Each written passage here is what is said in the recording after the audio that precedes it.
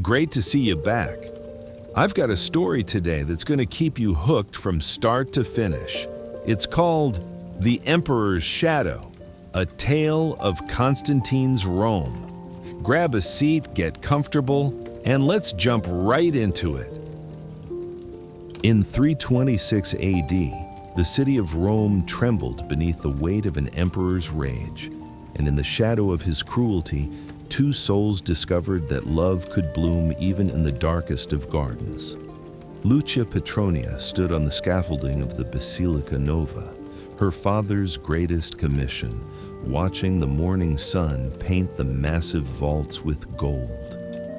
At 23, she had spent her entire life among the geometry of arches and the poetry of stone, learning her father's craft, even though Roman society deemed architecture an unsuitable pursuit for women. The calculations for the Eastern apse are wrong, she called down to her father, Marcus Petronius, who stood amid a cluster of nervous builders. The weight distribution will create stress fractures within 5 years. Her father looked up, his face lined with exhaustion. Lucia, please, not now. When then? When the emperor stands beneath collapsing stonework? She descended the ladder with practiced ease, her practical tunica drawing disapproving stares from the more traditional workers. The support columns need to be repositioned. I've shown you the calculations 3 times. The emperor approved the current design, her father said quietly, pulling her aside. Constantine does not tolerate suggestions that his judgment was flawed. Then perhaps someone should explain to Constantine that mathematics doesn't care about imperial ego. Lucia! Her father's voice was sharp with fear. Do you know what happened to Crispus? Everyone knew. Crispus, Constantine's own son, executed just weeks ago on charges of treason that no one truly believed. The emperor's wife Fausta had whispered accusations, and Constantine had not hesitated to order his eldest son's death. The palace still echoed with rumors. Some said Crispus had been too popular with the army. Others that Fausta had wanted him removed to secure her own son's succession. I know, Lucia said more quietly. But I also know that if this basilica collapses, Constantine will execute you anyway. At least if we fix it properly, you might survive. Before her father could respond, a commotion at the basilica's entrance drew their attention. Imperial guards in gleaming armor were clearing the site, their faces grim. Behind them came a small procession, and at its center, unmistakable even at a distance, was Constantine himself. The emperor was 54, his face still handsome despite the cruelty that had settled into its lines. He wore a purple cloak bordered with gold, and on his head sat a diadem that caught the morning light. But it was his eyes that drew attention, dark, intelligent, and utterly cold. Clear the site, commanded Flavius Valerius, the emperor's chamberlain. His divine majesty wishes to inspect the construction personally. The workers scattered like pigeons. Marcus Petronius stepped forward, bowing deeply. Divine Augustus, you honor us with your presence. Constantine barely glanced at him, his attention fixed on the soaring arches above. I am told there are concerns about the structural integrity. Marcus shot a warning glance at Lucia, but she had already melted back into the crowd of workers. Minor adjustments, Divine Augustus. Nothing that will delay the dedication ceremony. See that it doesn't. Constantine's voice was soft, but the threat in it was unmistakable. This basilica is to be my gift to the Christian God, a monument to the faith that gave me victory at the Milvian Bridge. It will stand for 1,000 years, or the man who built it will not stand at all." He turned to leave, and for a moment his gaze swept across the assembled workers. His eyes passed over Lucia, then returned, narrowing slightly. She kept her head bowed, her heart hammering, until the imperial party departed. "You see," her father hissed once they were gone, "this is not a man who tolerates imperfection or disobedience, or women who think they understand architecture better than their fathers." "I understand mathematics better than politics," Lucia replied, "which is why you're going to let me fix the Eastern apse before it kills us both." That evening, working by lamplight in her father's workshop, Lucia bent over the architectural drawings, recalculating load distributions and stress points. The work consumed her, the clean logic of geometry providing refuge from the chaos of Constantine's Rome. She didn't hear the door open behind her. "Those calculations are correct." Lucia spun around, her heart leaping into her throat. A man stood in the doorway, tall, perhaps 30, with the bearing of a soldier, but wearing civilian clothes. His face was intelligent, marked by a scar that ran from his left eyebrow to his cheek. "Who are you? How did you get past the doorkeeper?" "I'm someone who understands structural engineering, and I bribed your doorkeeper with more money than he makes in a month." He moved closer to the table, studying the drawings with evident expertise. "Your solution is elegant. The repositioned columns will distribute the weight evenly while maintaining the aesthetic your father designed." "That doesn't answer who you are or why you're here." The man smiled slightly. "My name is Quintus Fabius Gallus. I'm an engineer in the Imperial Army, or was until 3 months ago. Now I'm between positions." "The Emperor dismissed you." "The Emperor executed my commanding officer for the crime of being more popular than his sons. I had the good sense to resign before I was included in the purge." Quintus's voice was carefully neutral, but Lucia heard the bitterness beneath. "I was at the Basilica today, in the crowd. I heard what you said to your father, saw the drawings you made. I also saw Constantine look at you." Lucia felt cold. "What do you want?" "To help. That basilica is going to collapse unless someone fixes it, and your father is too frightened of Constantine to listen to reason. You need someone who can navigate imperial politics, who knows how to present necessary changes as if they were always part of the original plan. And you can do this. I spent 12 years in the imperial service. I know how to make generals believe my ideas were theirs. An architect should be easier." He gestured to the drawings. "But I need your expertise. I understand engineering, but you understand this specific structure in a way no one else does." Lucia studied him carefully. "Why would you risk this? If Constantine discovers you're manipulating his architect." "Then I'll die," Quintus finished. "Like Crispus died, like my commanding officer died, like 100 others have died, because Constantine has become a tyrant who sees conspiracy in every shadow and treason in every success." He met her eyes. "I'm tired of watching good men die and good works fail because one man's paranoia has infected an empire. If I can save one building, prevent one unnecessary execution, then perhaps my military career wasn't entirely wasted." There was something in his voice, a weariness, a disillusionment that Lucia recognized. She had seen it in her father's eyes, in the faces of workers who praised the emperor publicly while cursing him privately. "All right," she said, "but we do this carefully. My father cannot know about these changes until they're already approved."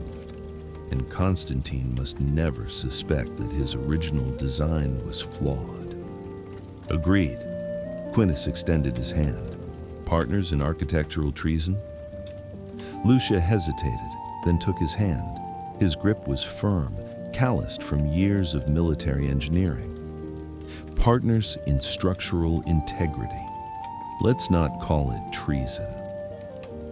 In Constantine's Rome, Quintus said softly, competence often looks like treason. Part 2. The Dance of Deception. Over the following weeks, Quintus and Lucia developed a careful strategy. Quintus would appear at the construction site as a consultant, recommended by unnamed sources in the imperial administration. He would suggest improvements to the emperor's brilliant original design. Improvements that were actually Lucia's corrections, disguised as enhancements. Marcus Petronius, desperate to please Constantine and survive the commission, accepted the help gratefully. He never suspected that his daughter was feeding calculations to the mysterious consultant, or that their nighttime meetings in the workshop involved more than architectural discussions. Lucia tried to tell herself that her accelerating heartbeat when Quintus arrived was simply excitement about the work, that the way she found excuses to extend their meetings was merely professional dedication, that the warmth she felt when he smiled at one of her solutions was just pride in her craft. But late one night, as they worked by lamplight on the complex geometry of the western nave, Quintus looked up from the drawings and said, "You know, in a sane world, you would be the master architect and your father would be your assistant. In a sane world, we wouldn't need to hide mathematical corrections from an emperor who killed his own son." True. Quintus set down his stylus. "Tell me, Lucia, why do you care so much about this building? Your father built it. Your name will never appear in any record. History will remember Marcus Petronius and Constantine, not you." Lucia was quiet for a moment, considering her answer. "Because it will stand. Long after Constantine is dust, long after his cruelties are forgotten, this building will remain. People will stand beneath those arches and feel something transcendent. And I will know, even if no one else does, that I helped make that possible. That's a very particular kind of ambition. It's the only kind available to me." She met his eyes. "What about you? Why risk everything for a building that won't bear your name either?" Quintus's expression grew distant. "Because Constantine used to be better than this. When I first joined his service 15 years ago, he was a brilliant general, a reformer who wanted to reunite the empire and restore its greatness.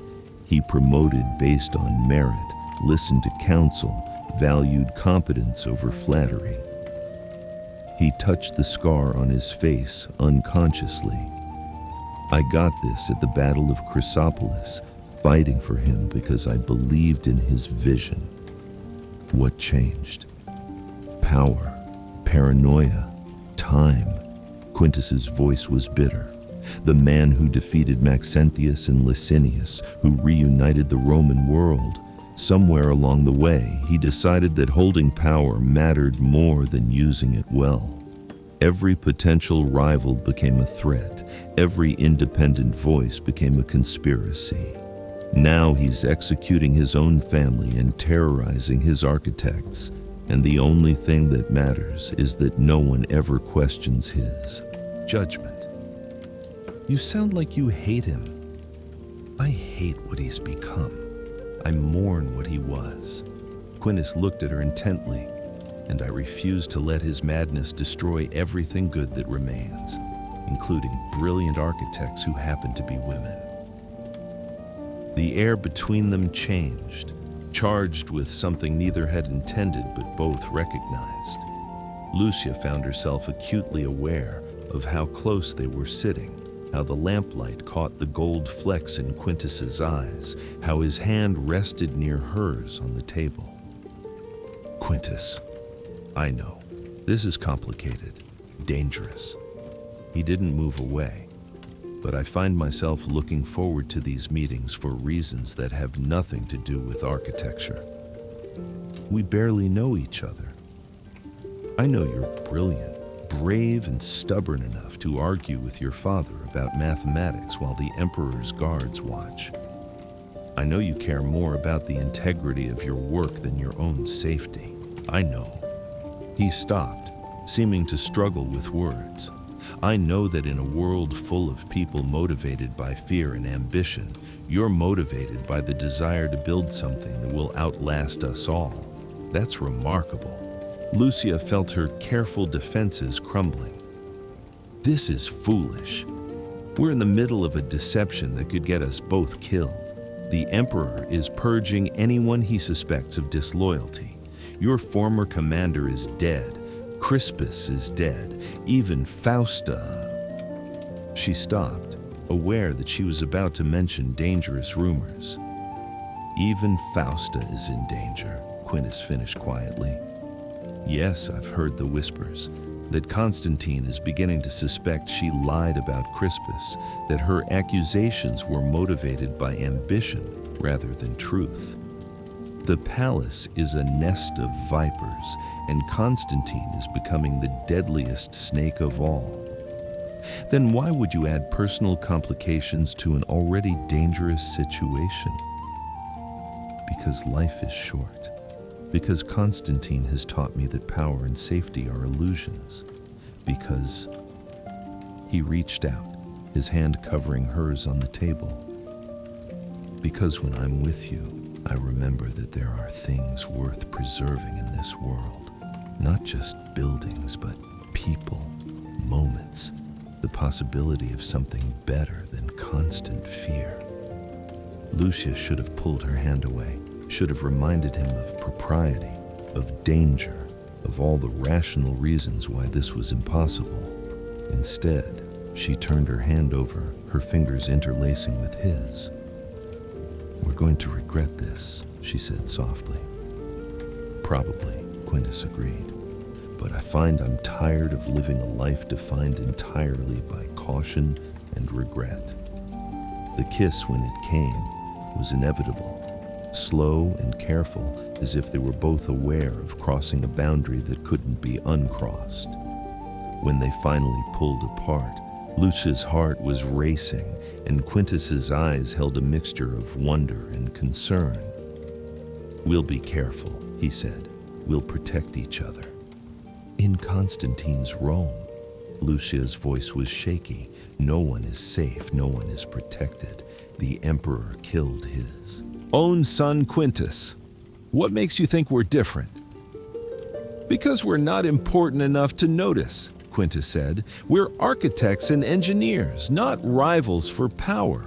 As long as we stay beneath Constantine's attention, we might actually survive this." It was a comforting lie, and they both knew it. But in that moment, in the lamplight of the workshop, surrounded by the clean certainty of geometric proofs and structural calculations, they allowed themselves to believe it. Part 3. The Emperor's Madness. The changes to the basilica proceeded smoothly. Quintus's skill at political navigation proved invaluable. He knew exactly how to present corrections as enhancements, how to praise Constantine's vision while quietly fixing its flaws, how to make the Emperor believe every improvement had been his idea all along. But as spring turned to summer, the atmosphere in Rome grew increasingly poisonous. Constantine's paranoia deepened with each passing week. Officials who had served faithfully for decades found themselves accused of conspiracy on the flimsiest evidence. The palace became a place of whispers and fear, where even innocent conversations could be construed as treason. And then, in July, the rumors began about Fausta. Constantine's wife, the woman who'd accused Crispus, was now herself under suspicion. Some said Constantine had discovered her accusations were false, motivated by a desire to clear the succession path for her own sons. Others claimed darker things, that she had actually been involved with Crispus, that her accusations had been meant to hide her own guilt, that Constantine's murder of his son had been based on a woman's lies.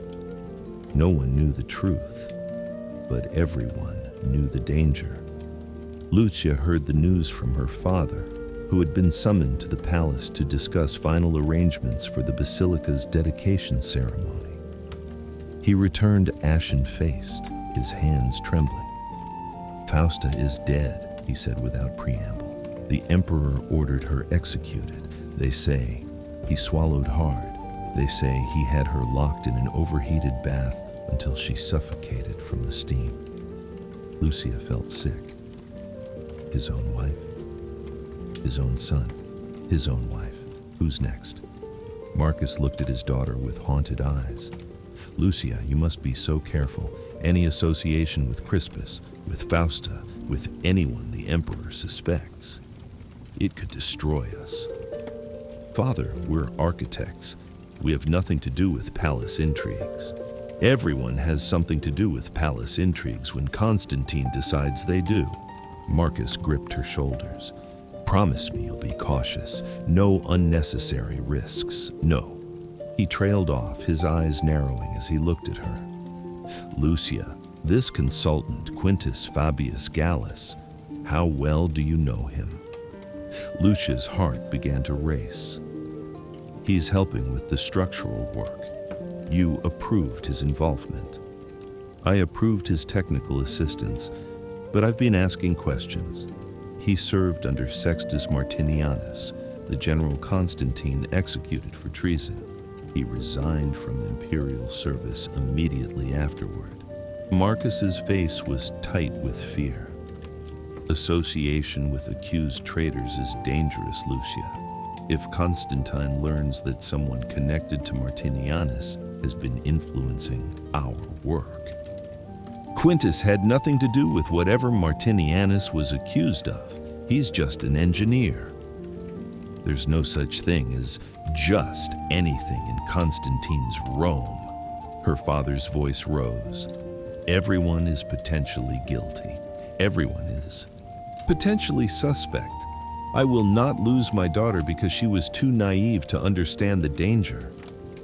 Before Lucia could respond, a knock came at the door. The doorkeeper entered, his face pale. "Master Petronius, there are imperial guards here. They request, no, they demand to see you immediately." Marcus's face went white. "What do they want?" "They didn't say, Master, but they're not asking permission." The guards entered without waiting for invitation. 4 of them, armed and armored, their faces professionally blank. Their commander carried a sealed tablet bearing Constantine's personal mark. "Marcus Petronius, the emperor commands your presence at the palace immediately. You are to bring all plans, calculations, and records relating to the Basilica Nova." "Of course, immediately. May I ask the reason for this summons?" "The emperor does not explain his commands." The guard's voice was flat. "You will come now. Bring your daughter as well." Lucia felt her blood turn to ice. "Why does the emperor want me?" "The emperor's reasons are his own. You will come willingly, or you will come in chains. The choice is yours."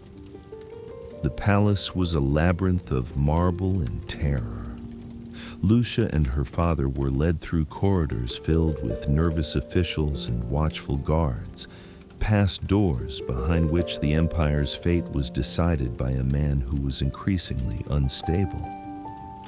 They were brought to a reception room and told to wait. An hour passed, then another.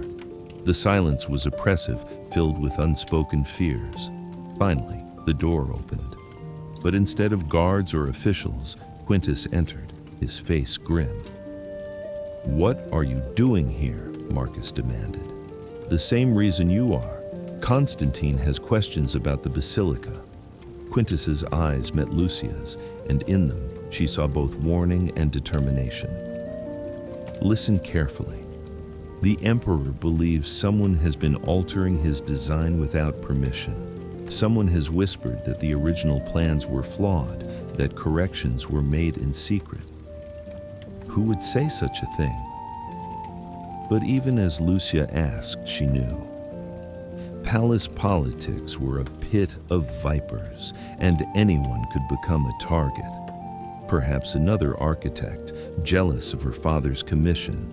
Perhaps an official looking to curry favor by discovering treachery. Perhaps simply random malice in a court where paranoia was currency. "It doesn't matter who," Quintus said urgently.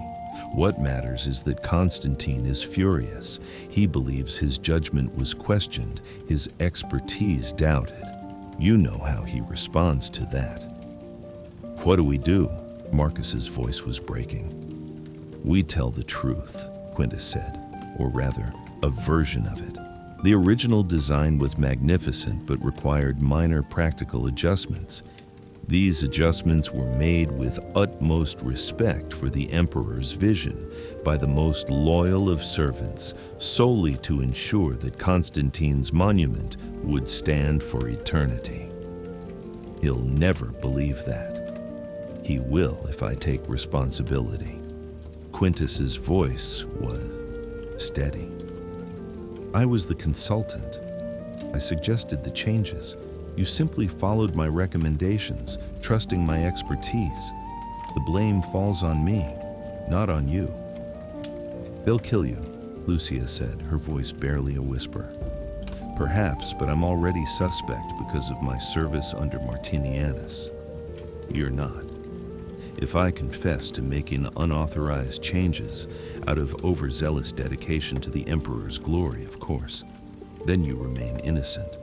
Your father's reputation is preserved, the basilica is completed, and maybe, just maybe, Constantine's ego is soothed enough that he stops looking for treachery." "Quintus, no. There's no other way." He looked at her, and in his eyes she saw not fear, but a strange kind of peace. "I told you I was tired of watching good things destroyed by one man's madness. This is my choice. Let me make it." Before Lucia could respond, the inner doors opened. A chamberlain appeared, his face professionally neutral. "The Emperor will see you now." Part 4. Before the Tyrant. Constantine sat on a raised dais, surrounded by advisors and guards. The room was designed to intimidate. High ceilings, cold marble, the Emperor elevated above all others like a god judging mortals. And perhaps that was how Constantine saw himself now, Lucia thought. Not as a man, but as something greater, something that couldn't be questioned or limited by mere human concerns. The Emperor's face was hard, his eyes cold as winter stone. He looked at the three of them with an expression that mixed contempt with curiosity, a cat studying mice before deciding whether to kill them or merely torment them. "Marcus Petronius," Constantine's voice echoed in the vast chamber. "You have served me well for 5 years. The Basilica Nova is nearly complete, a monument that will stand for centuries. And yet I am told that you have been making changes to my design, unauthorized changes, changes that suggest you believed my original plans were flawed. Divine Augustus, Silence. The word cracked like a whip. "I did not ask you to speak. I stated a fact. You will confirm or deny it, nothing more." Marcus swallowed hard. "Divine Augustus, any changes were made only to ensure the eternal glory of your vision, to guarantee that your monument would... I asked for confirmation or denial, not explanations, not excuses." Constantine's gaze shifted to Quintus. "And you, Quintus Fabius Gallus, former engineer under the traitor Sextus Martinianus, now appearing at my construction site, offering advice, suggesting improvements. Tell me, were you sent by my enemies to sabotage my basilica, to ensure it would collapse and embarrass me before the Senate and people? Quintus stepped forward, his voice steady. No, Divine Augustus. I came because I saw a magnificent structure that required minor technical adjustments to ensure its permanence. Every great building requires such refinements. The original vision remains yours. The glory is yours. I merely provided the practical knowledge to make that vision endure. You merely questioned my expertise. You merely suggested that Constantine, who has commanded armies and conquered empires, does not understand basic architecture. I suggested no such thing, Divine Augustus. I observed that even the greatest visions benefit from technical implementation. Julius Caesar was a military genius, but he relied on engineers to build his siege works. Alexander conquered the world, but he employed architects to build his cities. Greatness is not diminished by utilizing expertise. It is enhanced by it. It was a clever argument, appealing to Constantine's ego while justifying the corrections. For a moment, Lucia thought it might work. Constantine's expression shifted, considering. Then his eyes moved to her. And you, the architect's daughter, I remember you from the site. You were in the background, watching everything. Tell me, what was your role in these unauthorized changes? Lucia felt every eye in the room turn toward her. Her father made a small sound of distress. Quintus tensed, clearly ready to intercept whatever she was about to say. But Lucia had spent her entire life in the shadow of men's accomplishments, watching her work be attributed to others, her expertise dismissed because of her gender. She had hidden, compromised, accepted invisibility as the price of being allowed to do what she loved. Looking at Constantine, at his cruelty, his paranoia, his willingness to murder his own family, she suddenly felt the weight of that invisibility lift. If she was going to die, it would be for truth, not for continued hiding. I calculated the stress loads, Divine Augustus. I identified the structural flaws in the original design. I created the corrections that Quintus presented. The work is mine. The expertise is mine. And yes, the original plans were flawed. Not because your vision was wrong, but because translating vision into mathematics requires specialized knowledge that most people, including emperors, don't possess. The room went absolutely silent. Marcus looked like he might faint. Quintus's face showed both horror and admiration. The courtiers seemed frozen, unable to believe what they had just heard. Constantine stared at her for a long moment, his expression unreadable. Then, unexpectedly, he laughed. It was not a pleasant sound, harsh, edged with something that might have been genuine amusement or might have been the prelude to violence. He rose from his throne, descending the steps of the dais with deliberate slowness. You calculated the stress loads, he repeated, stopping directly in front of her. You, a woman, presume to understand mathematics that trained architects struggle with. You stand before the Emperor of Rome and confess to altering his design. And you do so with pride, not fear. I do so with honesty, Divine Augustus. I'm not a traitor. I'm an architect who wants your basilica to stand forever. Nothing more, nothing less. Constantine studied her face, his eyes searching for something. Then, abruptly, he turned to his chamberlain. Bring me the architectural plans, all of them. The plans were brought, massive scrolls of papyrus covered with geometric drawings and calculations. Constantine spread them on a table, studying them with an intensity that suggested he was not as ignorant of architecture as Lucia had assumed. "Show me," he commanded. "Show me these flaws you discovered. Explain them so that I can understand whether you are a genius or a saboteur." And so, with her father watching in terror and Quintus standing protectively nearby, Lucia began to explain. She showed Constantine the original column placement, demonstrated with precise mathematical calculations how the weight distribution would create stress fractures, illustrated the corrections she had made and why they were necessary.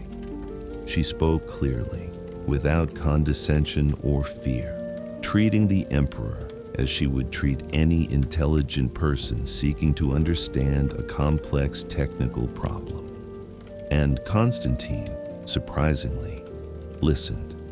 He asked questions, sharp, penetrating questions that revealed a considerable understanding of basic engineering principles. He challenged her calculations, forcing her to defend her logic. He tested her expertise with hypothetical scenarios. The interrogation lasted 2 hours. By the end, the other advisors looked exhausted. Marcus appeared to have aged 10 years, but Lucia and Constantine seemed almost energized by the technical debate. Finally, Constantine straightened, rolling up the plans with his own hands. "You are either the bravest woman in Rome or the most foolish," he said. "Perhaps both. But you are not a traitor. You are an architect who cares more about buildings than politics, which in this city makes you almost unique." He turned to Marcus. "Your daughter is wasted in your workshop. She should be designing imperial structures, not hiding behind male relatives." "Divine Augustus, However, Constantine's voice hardened. "She has confessed to altering imperial designs without permission. That cannot be overlooked. The law must be respected." Lucia felt her brief hope shatter. Of course, Constantine might appreciate her expertise, but his ego demanded consequence for the implied insult to his judgment. "Therefore," the emperor continued, "I am imposing a sentence. Lucia Petronia, you are hereby commanded to serve as the principal architect for my new city." The room erupted in shocked murmurs. Lucia stared at Constantine, certain she had misheard. "New city, Divine Augustus. I am building a new capital for the empire, a Christian city free from the pagan corruption of Rome. It will be called Constantinople, and it will be the greatest city the world has ever seen." Constantine's eyes gleamed with visionary fervor. "You will design it. You will build it. You will create monuments that will stand for 1,000 years, and you will do so under my direct supervision, where I can ensure that your expertise serves the empire rather than undermining it." It was exile disguised as honor, removal from Rome to a distant construction site where Constantine could control her completely. But it was also an opportunity unlike any woman had ever been given in Roman history. "I accept, Divine Augustus." "Of course you do. You have no choice." Constantine turned to Quintus. "And you, engineer, you will accompany her. Your technical knowledge will be useful, and your association with the traitor Martinianus makes you suspect in Rome. In Constantinople, under my watch, you can redeem yourself through service. As you command, Divine Augustus. As for you, Marcus Petronius, you will complete the Basilica Nova without further alterations. The dedication ceremony is in 3 weeks. Do not disappoint me." "Never, Divine Augustus." Constantine waved them away dismissively, already turning to other matters. They were escorted from the palace by the same guards who had brought them, but But now the atmosphere had changed. They were no longer prisoners suspected of treason, but imperial architects assigned to the most ambitious construction project in the empire. Outside, in the fading afternoon light, the three of them stood in stunned silence. "What just happened?" Marcus finally managed. "We survived," Quintus said. "Though we've been sentenced to years in Constantinople, which may be worse than execution." Lucia looked at him, seeing the wry smile on his face, and suddenly began to laugh, slightly hysterical laughter that released hours of accumulated terror. "We survived," she repeated, "and I'm going to build a city." "We're going to build a city," Quintus corrected, taking her hand. "Together." Marcus looked at their joined hands, then at his daughter's face, and sighed with the resignation of a father who has lost an argument he didn't know he was having. "Well, at least you'll be far from Rome and far from Constantine's immediate displeasure." "But not," Lucia said more soberly, "far from Constantine. He'll be there, watching everything we do." "Then we'd better do it perfectly," Quintus replied, "because the Emperor of Rome has given us the opportunity of a lifetime and the threat of execution if we fail to meet his expectations." "So," Lucia said, "no pressure at all." They looked at each other and, despite everything, smiled. They were alive, they were together, and they were about to embark on the most ambitious architectural project in the Roman world, under the watchful eye of history's most paranoid emperor. It was going to be either magnificent or disastrous, quite possibly both. Part 5. The New Byzantium.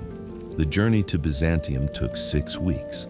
Constantinople did not yet exist. It was merely a vision in Constantine's mind, a promise written on the ancient Greek colony that controlled the Bosporus Strait. But as their ship approached the harbor, even Lucia had to admit the location was breathtaking. The city occupied a peninsula jutting into the strait, surrounded on 3 sides by water, easily defensible and perfectly positioned to control trade between Europe and Asia. The existing structures were modest, a small Greek settlement with its agora, temples, and public buildings. But the potential was obvious. Constantine had arrived weeks earlier, and the transformation had already begun. Thousands of workers swarmed over the peninsula, clearing ground, digging foundations, mapping out the street plan. The emperor had commandeered every architect, engineer, and builder he could find, pouring resources into his vision with the same intensity he had once devoted to military campaigns. Lucia and Quintus were given quarters in a newly constructed administrative building, separate rooms maintaining propriety, though the knowing looks from other staff suggested that their relationship was not as secret as they might have hoped. Their first meeting with Constantine took place in a command tent overlooking the construction site. The emperor had changed since Rome. He seemed energized, almost manic with creative fervor. Maps and plans covered every surface, showing his vision for the new capital. "The greatest city in the world," Constantine declared, his finger tracing the proposed layout. 7 hills like Rome, but grander. A hippodrome to seat 100,000. Churches that will make the Basilica Nova look modest. A palace complex worthy of the capital of a Christian empire. And at the center, a forum bearing my name, surrounded by monuments that will awe generations yet unborn. Lucia studied the plans with a critical eye. They were ambitious, perhaps too ambitious.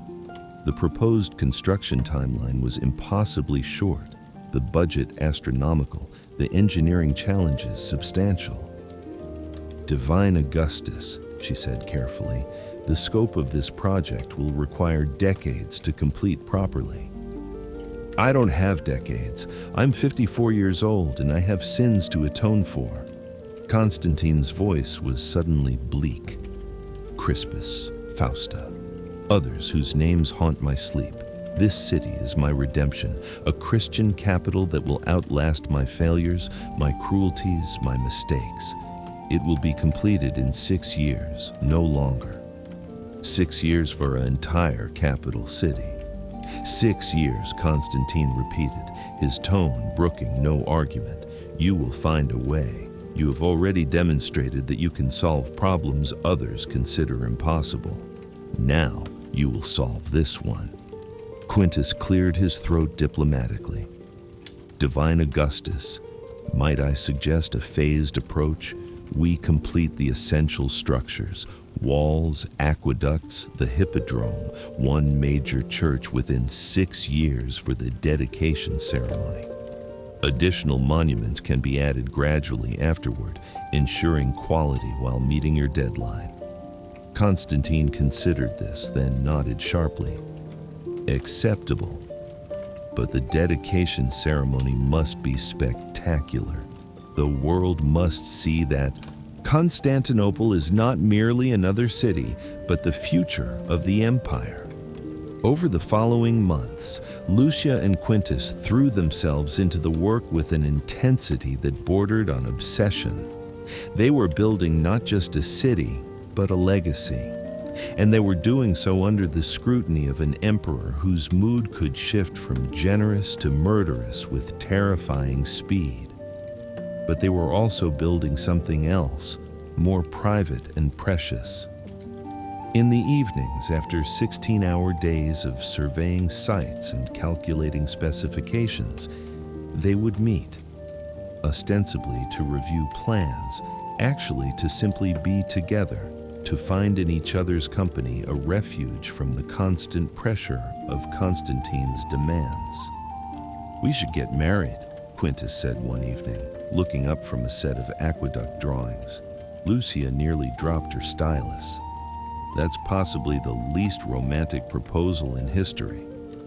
I'm an engineer, not a poet." Quintus set down the drawings and came around the table to take her hands.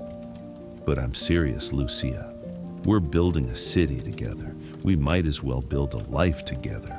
And practically speaking, if we're married, Constantine can't separate us. Right now, he could send you to one site and me to another on a whim. As your husband, I have legal rights to remain with you. So this is about logistics. This is about not wanting to lose you." Quintus's voice softened. "This is about waking up every morning grateful that you exist, and going to sleep every night terrified that something will happen to you. This is about watching you argue with Constantine about foundation depths and thinking that you're the bravest, most brilliant person I've ever met. This is about wanting to spend whatever time we have, whether it's 6 months or 60 years, as your husband, not just your colleague." Lucia felt tears prick her eyes. "That's better. Is that a yes?" "It's a yes, but what if Constantine refuses permission? Because you know we need imperial approval. He controls every aspect of our lives here. Then we'll ask him, what's the worst he can do? Kill us both in creative ways? He won't. He needs us." Quintus pulled her closer. "And despite everything, despite the cruelty, the paranoia, the murders, I think Constantine understands dedication when he sees it. He may be a tyrant, but he respects competence, and he knows we're competent." "You're insane." "Probably. Is that a yes?" Lucia looked into his eyes, gray-green like the Bosporus at dawn, scarred like his face, but full of a warmth that made her feel, for the first time since arriving in Byzantium, like she had found home. "Yes, on one condition." "Name it." "When you formally ask Constantine for permission, don't mention logistics. Emperors prefer romance to practicality." Quintus laughed. "Noted. I'll tell him I'm hopelessly in love with his chief architect and can't possibly design proper aqueducts without her as my wife. Much better.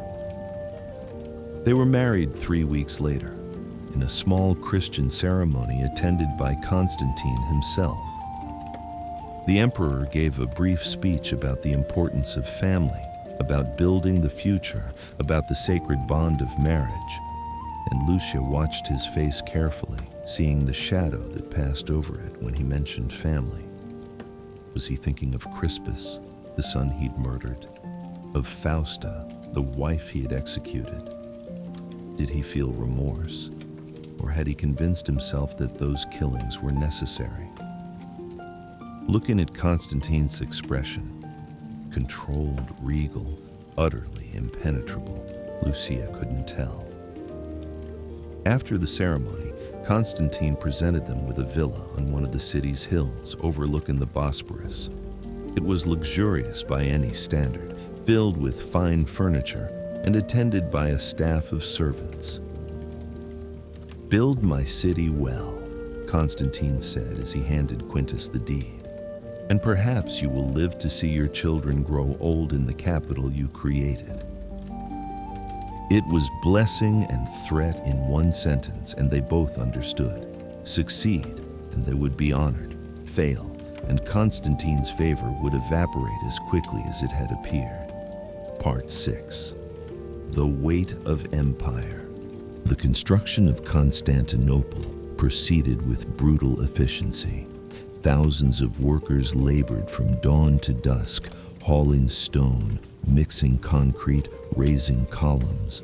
Lucia and Quintus were everywhere at once, solving problems, making decisions, mediating disputes between different work crews.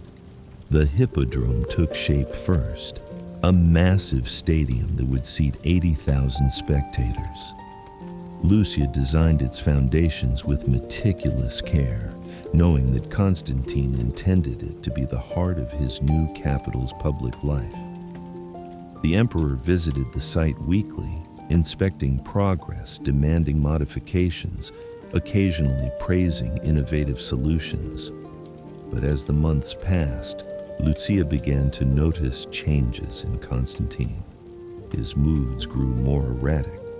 One day he would be energized and visionary, praising the work and speaking eloquently about the Christian future of Rome. The next, he would be withdrawn and dark, seeing conspiracies and minor mistakes, interpreting innocent questions as challenges to his authority.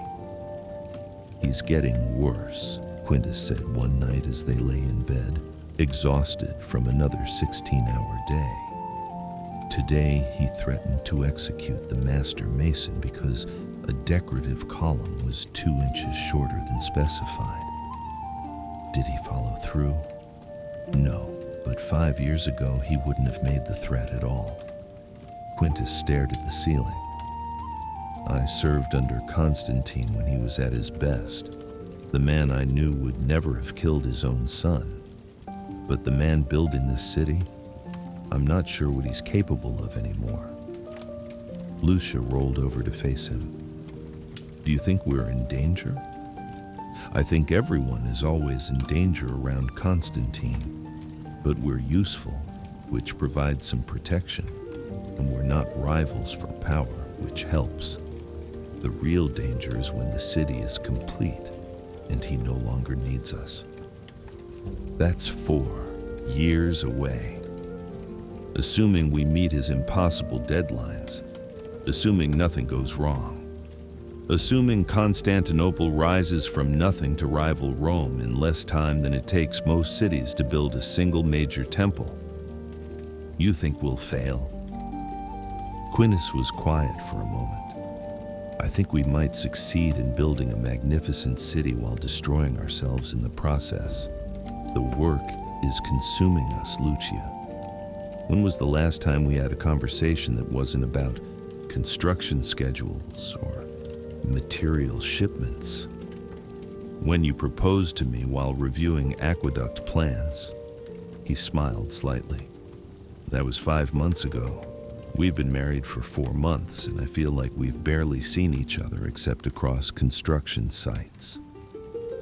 Lucia knew he was right. Their marriage had been subsumed by Constantine's vision, their personal lives sacrificed to imperial ambition. They lived in a beautiful villa, but were rarely there together. They were building a city for others to enjoy while having no time to enjoy anything themselves. What do you want to do about it? Quintus hesitated, then said carefully, I want to remember why we're doing this, not for Constantine's glory, not for our own reputations, but because we believed we could create something beautiful and lasting, something that would outlive tyrants and politics and all the ugliness of imperial Rome. We're doing that. The Hippodrome alone is a monument to Constantine's ego, as is everything else we're building. Quintus sat up, his face troubled. Lucia, I'm starting to wonder if we've made a terrible mistake. We're enabling a tyrant's vision, putting our expertise in service of a man who murdered his own family. In 100 years, will historians say we built Constantinople, or that we were Constantine's tools? Does it matter? The buildings will stand either way. It matters to me. I didn't leave military service to escape serving a tyrant, only to spend the rest of my life building monuments to him. Before Lucia could respond, a sharp knock came at their door. One of Constantine's chamberlains stood outside, his face grim. The Emperor requires your immediate presence at the construction site. There has been an incident. They dressed hastily and followed the chamberlain through the dark streets of the emerging city. When they reached the Hippodrome site, they found Constantine standing amid a crowd of terrified workers, his face dark with rage. Explain this, he commanded, gesturing to a partially constructed wall that had collapsed during the night. Stone blocks lay scattered across the ground, and Lucia could see immediately what had happened. Inferior mortar had failed under the weight of the structure. Divine Augustus, she began, this appears to be a materials failure. If the lime was improperly processed. I know it's a materials failure. Constantine's voice cracked like thunder. What I want to know is whether it was incompetence or sabotage. Someone is trying to undermine my city, to humiliate me, to prove that my vision cannot be realized. Or, Quintus said carefully, someone cut corners to meet your aggressive construction timeline, and this is the natural consequence. The silence that followed was absolute. Every worker, every guard, every official present seemed to stop breathing. No one spoke to Constantine that way. No one questioned his judgments or implied that his demands might be unreasonable. Constantine turned slowly to face Quintus, his eyes cold as winter death. You dare suggest that I am responsible for this failure? I suggest that building a capital city in 6 years requires compromises, speed or quality. We can't have both. You've chosen speed. This is the cost. Quintus, Lucia started, trying to intercede. No. He stepped forward, his voice steady despite the danger. I'm tired of pretending. I'm tired of watching good workers kill themselves to meet impossible deadlines while you stand back and blame them for failures that are built into the timeline itself. You want Constantinople to rival Rome? Rome took 800 years to build. You're giving us 6. The assembled crowd seemed to shrink back, expecting Constantine to explode into violence. Lucia felt her heart hammering, certain that Quintus had just signed his own death warrant. But Constantine didn't explode. Instead, he studied Quintus with an expression Lucia couldn't read. Anger, yes, but also something else. Consideration, respect. It was impossible to tell. You speak boldly for a man who depends on my favor for survival. I speak honestly because I have nothing left to lose. Kill me if you want. But killing me won't make your timeline realistic. It won't turn 6 years into 800, and it won't prevent more walls from collapsing because we're pushing too hard, too fast. What would you have me do? Wait? I don't have time to wait. Then accept that Constantinople will be an ongoing project. Dedicate what's complete in 6 years, but acknowledge that true greatness takes time. The alternative is a city that looks impressive at the dedication ceremony, but crumbles within a generation. Constantine was silent for a long, terrible moment. Then, unexpectedly, he laughed. That same harsh, unsettling sound Lucia had heard in Rome. You know what Crispus used to say to me? Father, sometimes your ambition exceeds practical reality. I had him executed for it, or rather for Fausta's lies, but I wonder now if I punished him for telling me truths I didn't want to hear. He turned away, staring at the collapsed wall. I have spent my life conquering impossibilities. I defeated Maxentius when everyone said it couldn't be done. I reunited the empire when it was fractured into warring fragments. I embraced Christianity when the Senate thought I was mad. But perhaps... He paused, and for the first time, Lucia heard something like uncertainty in his voice. Perhaps some impossibilities should remain unconquered. He turned back to them. You will rebuild this wall properly, using quality materials and proper techniques. The dedication ceremony will proceed as scheduled, but we will present Constantinople as an unfinished triumph, a city in progress, a vision being realized over time. And you, he pointed at Quintus, you will serve as my chief advisor on realistic timelines. Clearly, I need someone willing to tell me when my expectations are unreasonable. That position may be hazardous to my health, Divine Augustus. Everything in my court is hazardous to everyone's health, but you've already proven you're brave enough to speak truth to power. Now, prove you're wise enough to do so without getting yourself killed. Constantine strode away, leaving them standing in the rubble, surrounded by stunned workers who couldn't quite believe what they had just witnessed. Did that just happen? Lucia whispered. I think so. Quintus's voice was shaky.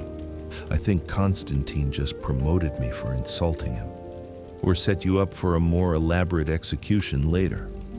Also possible. He took her hand, squeezing tightly.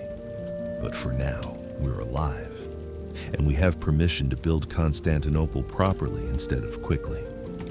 You're insane, Lucia repeated, but there was profound love in her voice. Yes, but you married me anyway. Part 7. The Architect's Vision. The next 3 years passed in a blur of creative intensity tempered by more realistic expectations. With Constantine's grudging acceptance of extended timelines, Lucia and Quintus were able to focus on quality over speed. The city that emerged was magnificent, not the impossible vision Constantine had originally demanded, but something perhaps more impressive: a real city, functional and beautiful, designed to last. The Church of Hagia Irene rose on one of the hills, its domed roof an engineering marvel that Lucia had calculated with painstaking precision. The Augustan Forum took shape, surrounded by colonnaded porticos. The palace complex grew organically, each building carefully integrated into the overall design. But the true heart of their work was the aqueduct system. Lucia had designed a network of channels and reservoirs that would bring fresh water from sources miles outside the city, providing for a population of hundreds of thousands. It was practical, essential, and utterly unglamorous, which was exactly why she loved it. Historians will remember the churches and palaces, she told Quintus one evening as they inspected a newly completed aqueduct bridge. But this is what will actually sustain the city. Water is civilization. Spoken like a true engineer, Quintus put his arm around her waist. You know what I realized today? That we've been married for 3 years and have somehow survived Constantine's court? That, yes. But also, I'm happy. Despite everything, despite the pressure and the danger and Constantine's instability, I'm happy. We're building something meaningful together. We have each other. And we've somehow managed to maintain our integrity in a place where integrity usually gets you killed. Lucia leaned into him, watching the sun set over the Bosporus. The water was turning gold, the emerging city casting long shadows across the peninsula. In the distance, she could hear the sounds of construction, hammers on stone, voices calling out measurements, the endless activity of creation. Do you ever think about children? She asked quietly. Quintus was silent for a moment. I do, but I'm terrified of bringing children into this world, into Constantine's world. He won't live forever. No, but his sons might be worse. Constantius has his father's paranoia without his brilliance. Constans is barely out of childhood, and Constantine II. Quintus shook his head. The empire is heading toward another civil war once Constantine dies. Everyone can see it except Constantine himself. So we shouldn't have children because the future is uncertain. The future is always uncertain. But right now, it's uncertain in particularly dangerous ways. Lucia understood his concerns. Constantine's 3 surviving sons were already maneuvering for position, building their own power bases, treating the empire as an inheritance to be divided rather than a unity to be preserved. When Constantine died, and he was nearly 60 now, his health beginning to fail, the resulting power struggle would be catastrophic. Then we'll wait, she said. We'll finish Constantinople. We'll survive whatever comes next, and then we'll make that decision. You're assuming we'll survive. I'm choosing to believe we will. The alternative is despair, and I refuse to let Constantine drive us to that. Quintus kissed the top of her head. How did I get lucky enough to find the only optimistic engineer in the Roman Empire? I'm not optimistic. I'm stubborn. There's a difference. In 330 AD, Constantinople was formally dedicated as the new capital of the Roman Empire. The ceremony was spectacular. Constantine had spared no expense in creating a celebration that would announce to the world that Rome had been reborn on the Bosporus. Lucia and Quintus stood in the hippodrome among a crowd of 80,000 spectators, watching Constantine receive the acclamation of his subjects. The emperor looked old now, his face deeply lined, his movements showing the first signs of the illness that would eventually kill him. But his eyes still burned with that fierce, uncompromising intensity. People of Rome, Constantine proclaimed, his voice carrying across the vast stadium. Today we dedicate Constantinople, the new Rome, the Christian capital of an empire renewed in faith and purpose. This city stands as testament to what can be achieved through vision, dedication, and the grace of God. It will stand for 1,000 years, a beacon of civilization in a darkening world. The crowd roared approval. Lucia felt Quintus's hand find hers, squeezing gently. We did it, he murmured. We actually did it. We did it, she agreed. Now we just have to survive long enough to see it last. After the ceremony, Constantine summoned them to a private audience. He looked exhausted, drained by the day's events and by something deeper, a weariness that went beyond physical fatigue. "You have served me faithfully," he said without preamble. "You have given me the city I dreamed of. What would you ask as a reward?" Lucia and Quintus exchanged glances. They had discussed this moment, knowing it might come, but had never reached a firm decision about what to request. "Permission to return to Rome, Divine Augustus," Quintus said, "to live out our lives in peace, away from the court and its intrigues." Constantine studied them, his expression unreadable. "You want to leave Constantinople, the city you built?" "We want to leave your shadow," Lucia said quietly. "We want to have children who won't grow up in constant fear. We want to live as architects and engineers, not as imperial servants. You realize that I could refuse, that I could command you to remain, to build more monuments, to serve until death." "You could," Quintus agreed, "but you won't. Because unlike some emperors, you understand the difference between service and slavery." It was a calculated risk, implying that Constantine was better than the tyrants who came before him, appealing to his self-image as a reformer and Christian emperor. For a long moment, Constantine said nothing, and Lucia wondered if they had miscalculated. Then Constantine smiled, a genuine smile, tired but real. "You speak dangerous truths again, engineer. It's a habit that will get you killed someday." He gestured to his chamberlain. "Draw up the documents. Marcus Quintus Fabius Gallus and Lucia Petronia are granted retirement with full honors and a generous pension. They are to be provided with a villa in Campania and permitted to live in peace with the empire's gratitude for their service."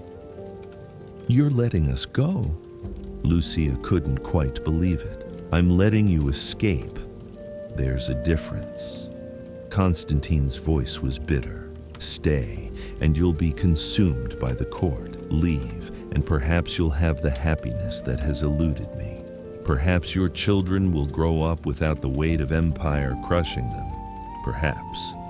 He trailed off, and for a moment Lucia saw not the emperor, but simply an old man haunted by his choices. "I killed my son," Constantine said quietly. "My wife, others whose names keep me awake at night. I built this city thinking it would redeem me, that Christian monuments would wash away the blood on my hands. But redemption doesn't work that way, does it? The dead remain dead. The sins remain sins. And all the magnificent buildings in the world can't change what I've done." Lucia felt an unexpected surge of pity. "Divine Augustus." "Go," Constantine interrupted. "Go while I'm still lucid enough to keep this promise. Go before I change my mind and decide that your competence is too valuable to lose. Go and build a life that doesn't end in murder and regret." They bowed and left, moving through the palace corridors in stunned silence. Only when they reached their villa did Quintus finally speak. "Did Constantine just confess his sins to us?" "I think he did. I think he's dying and he knows it, and the weight of his guilt is finally too heavy to bear." "Do you feel sorry for him?" Lucia considered the question carefully. "I feel sorry for the man he might have been. The general who wanted to reunite the empire and restore its greatness. But the emperor he became? The tyrant who murdered his own family? No, I don't feel sorry for that man. I'm just grateful we're escaping with our lives." Part 8. Epilogue. The Olive Groves. They left Constantinople 2 weeks later, sailing across the Mediterranean toward Italia. As the city receded behind them, Lucia stood at the ship's railing, watching the monuments they had built grow smaller until they were just shapes on the horizon, then nothing at all. "Regrets?" Quintus asked, joining her. "None. Some satisfaction, a lot of relief." She turned to face him. "We built a city, Quintus. Actually built it. How many people can say that?" "Very few, and fewer still can say they did it while surviving Constantine's court." He pulled her close. "Now what?" "Now we go to Campania. We find that villa Constantine promised us. We plant gardens and maybe start a family and design buildings for clients who won't execute us if the columns are 2 inches short." "Sounds boring." "Sounds perfect." The villa Constantine had granted them was indeed in Campania, not far from where Lucia had grown up. It was modest by imperial standards, but luxurious by any reasonable measure, surrounded by olive groves with views of distant mountains, far from the intrigues of court and capital. They spent their first week simply resting, letting the tension of years under Constantine's scrutiny slowly drain away. They walked in the olive groves, read books they'd had no time for in Constantinople, made love without the constant fear of being summoned to solve some architectural crisis. And slowly, tentatively, they began to plan for a future that didn't revolve around emperors or empires. Lucia established a small practice, designing villas for wealthy Romans who appreciated her expertise and were too practical to care that she was a woman. Quintus wrote technical treatises on engineering and architecture, compiling the lessons they had learned in Constantinople for future generations. And in 332 AD, their daughter was born, a healthy, loud girl they named Helena, after Constantine's mother. "Are you sure we want to name our daughter after anyone connected to Constantine?" Quintus had asked when Lucia suggested it. "His mother was a good woman who became a saint. Our daughter deserves that legacy, not the tyrant's." Little Helena grew up among the olive groves, learning mathematics from her mother and engineering principles from her father. She knew nothing of the dangerous years her parents had spent in Constantinople, nothing of the emperor who had nearly destroyed them. She knew only sunshine, peace, and the unconditional love of parents who had fought too hard for their happiness to take it for granted. News from the capital reached them occasionally.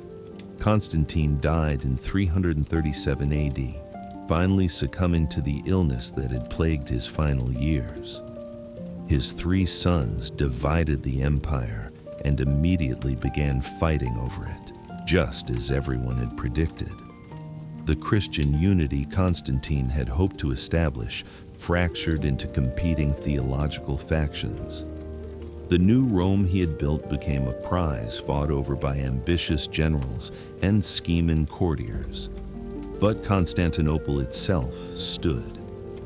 The aqueducts Lucia had designed continued to flow.